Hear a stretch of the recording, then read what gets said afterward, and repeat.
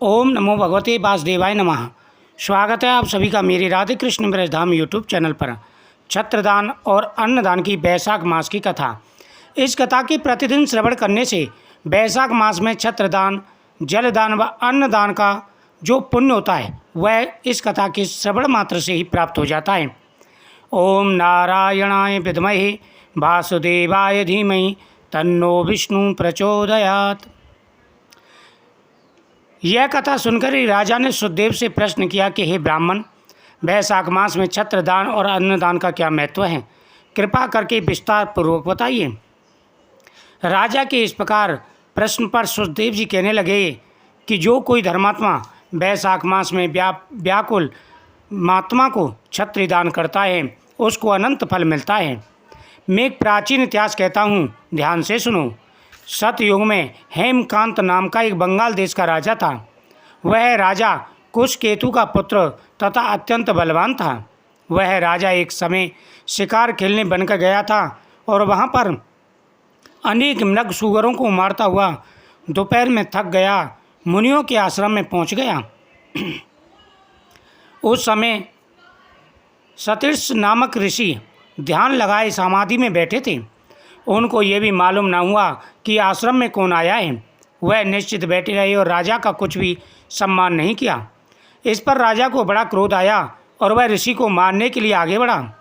तब ऋषि के शिष्यों ने उसे रोकर कहा, अरे दुर्बुद्धि, सुन, हमारे गुरु समाधिस्थ होकर बैठे हैं। उनको ये भी पता नहीं है कि बाहर क्या हो रहा है, इसलिए क्रोध करना उचित नहीं। तब राजा क्रोधित होकर के कहने लगा कि हे ब्राह्मणों, मैं थक गया हूँ और तुमने मेरा आतिथ्य सत्कार नहीं किया। तब शिष्यों ने कहा कि हम तो गुरु के अधीन हैं, बिना गुरु की आज्ञा के कुछ भी नहीं कर सकते। शिष्यों का ऐसा प्रत्युत्तर सुनकर क्रोध से राजा ने अपना धनुष उठा लिया और कहने लगा कि मुझसे दान लेकर मेरा अन्न खाकर मुझसे ही शिक्षा देते हो, ऐसे कृतज्ञों को अवश्य मारना चाहिए। इतना कहकर राजा उन पर बाण चलाने लगा। इसी से वह शिष्य भयभीत होकर भागने लगे। राजा के सैनिकों ने उनको चारों तरफ से घेर लिया। राजा ने उनमें से 300 शिष्यों को मार दिया और भाग गए। तब आश्रम में कोई न रहा तो सैनिकों ने आश्रम की सब वस्तुएं लेकर खूब भोजन किया। सायंकाल राजा जब अपने घर पर आया तो उसके पिता कुशकेतु ने यह सब वृतांत सुनकर पुत्र की बहुत निंदा की तथा उसको घर से निकाल दिया। जब पिता ने उसे त्याग दिया और राजा हेमंत वन में चला गया तो वह अत्यंत व्याकुल होकर इधर उधर फिरने लगा और ब्रह्म हत्या उसे सताने लगी। इस प्रकार उस दुरात्मा को फिरते हुए 28 वर्ष बीत गए। तब एक दिन त्रित नाम के ऋषि वैशाख में तीर्थ यात्रा करते हुए उस वन में आए और धूप से व्याकुल होकर मूर्छा खाकर पृथ्वी पर गिर पड़ी। देव योग से हेमकांत ने ऋषि को मूर्छा खाकर गिरते हुए देख लिया और उसके मन में बड़ी दया उत्पन्न हुई।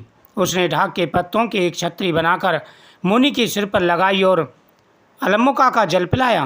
इस उपचार के करने से मुनि की मूर्छा से निवृत्त हुए तथा इंद्रियों में कुछ चेतन न आ जाने से सने सने गांव में पहुँचे। इस पुण्य के प्रताप से उसकी 300 ब्रह्म हत्याएँ क्षण भर में दूर हो गईं। तब हेमकांत को बड़ा विस्मय हुआ। उसके द्वारा इतने प्राणियों को इतना कष्ट देने पर भी उसकी ब्रह्म हत्याएँ कैसे दूर हो गईं?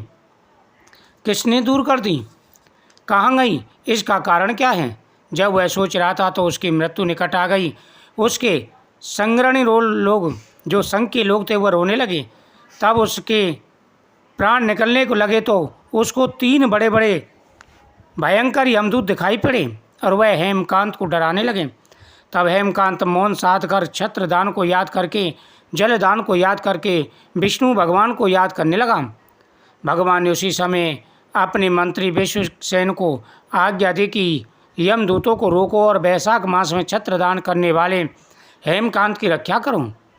उसने यद्यपि बड़े बड़े पाप किए हैं और उसने धूप से व्याकुल मूर्छित मुनि की रक्षा की है और वैशाख मास में उन्हें जल पिलाया तथा छत्रदान किया है, इससे वह निष्पाप हो गया है।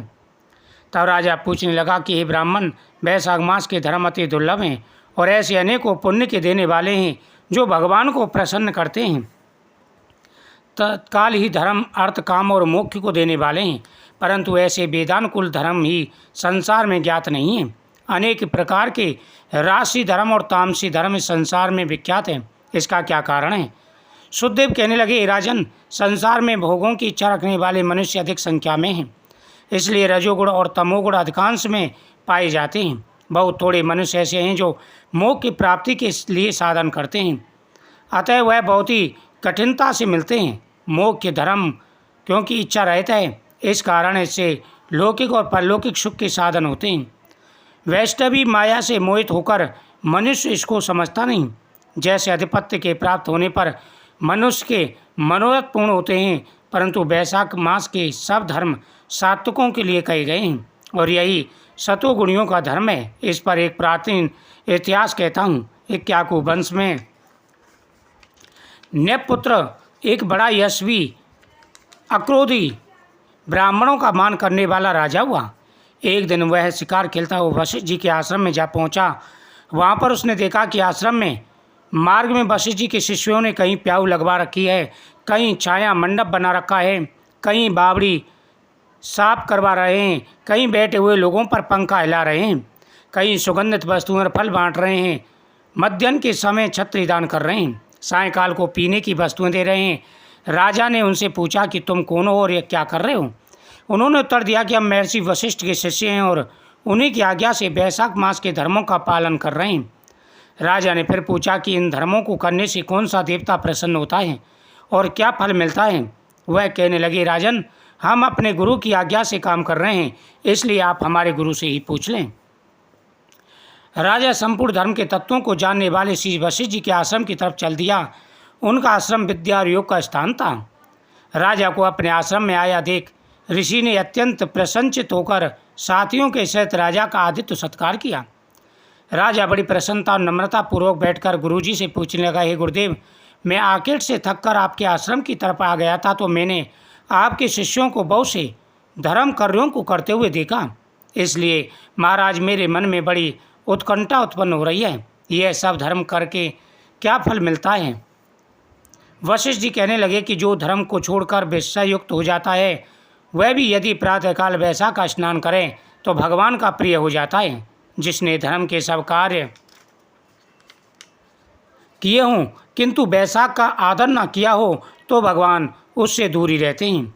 जिसने वैशाख मास के बिना दान पुण्य के खो दिया वह इस कर्म से चांडाल योनि में जन्म लेता है। वैशाख मास में जिसने विधिवत भगवान की आराधना की, भगवान उसी से प्रसन्न होते हैं और उसी की मनोकामना पूरी करते हैं। जो भक्ति और श्रद्धा से भगवान का थोड़ा भी पूजन करता है वह उसी से प्रसन्न हो जाते हैं। अधिक धन अथवा अधिक परिश्रम करने की आवश्यकता नहीं। वैशाख मास के धर्म अति सुगम है तथा भगवान को प्रसन्न करने में ये थोड़े से धर्म बहुत ही महत्वपूर्ण हैं। यह सुनकर के फिर राजा ने हाथी पर ढोल रखा कर सारे नगर में सूचना करवाई। 8 वर्ष की आयु से लेकर 80 वर्ष की आयु तक का जो मनुष्य मेष की संक्रांति में सूर्योदय से पहले स्नान नहीं करेगा वह दंडनीय समझा जाएगा, शहर से निकाल दिया जाएगा। पुत्र भार्य इष्ट मित्र चाहे कोई भी हो, वैशुक्त धर्म का पालन सभी करें। अगर जो नहीं करेगा उसे चोर समझा जाएगा। प्रातःकाल पवित्र जल में स्नान करो, स्थान स्थान पर प्याऊ लगवाओ, यथाशक्ति योग ब्राह्मणों को दान तथा अन्य धर्म के कार्यों को करो। प्रत्येक गांव में एक एक उपदेश करने वाला विद्वान ब्राह्मण नियुक्त कर दिया गया तथा 5 गांव का एक अधिकारी बना दिया। इसी प्रकार धर्महीनों को दंड देने के लिए 10-10 सभा नियुक्त कर दिए। इस प्रकार चक्रवर्ती राजा के आदेश से संपूर्ण पृथ्वी पर धर्म फैल गया। यमराज की यमपुरी खाली हो गई, नरक खाली हो गया, सभी लोग बैकुंठ में जाने लगे। यह देखकर के यमराज को बड़ा क्रोध आया और यमराज राजा से युद्ध करने के लिए तैयार हो गया। उसी समय देव ऋषि नारद जी यमराज के पास पहुँचे और धर्मराज से कहने लगे कि हे धर्मराज, आपके नरक कैसे खाली हो गए, ये क्या हो रहा है? तो यमराज कहने लगे, मैं तुम्हें संपूर्ण कथा सुनाता हूँ। तो आगे की कथा हम अगले वीडियो में सुनाएंगे। वीडियो को ज़्यादा से ज़्यादा शेयर करें, चैनल को सब्सक्राइब करें और इस कथा का प्रतिदिन श्रवण करें। जय श्री कृष्ण।